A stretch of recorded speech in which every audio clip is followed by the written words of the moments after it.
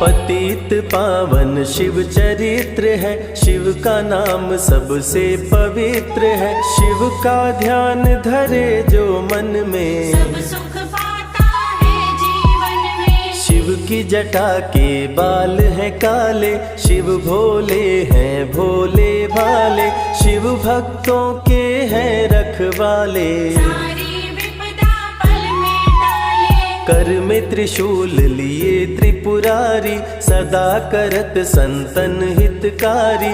जो भी दिल से शिव को पुकारे, शिव उनको देते हैं सहारे। जब जब होई धर्म की हानि, बाढ़े असुर अधम अभिमानी। तब तब शिव धरती पर आए, संतों का संताप मिटाए। कृष्ण ने जब आकर ललकारा, बाणासुर ने शिव को पुकारा।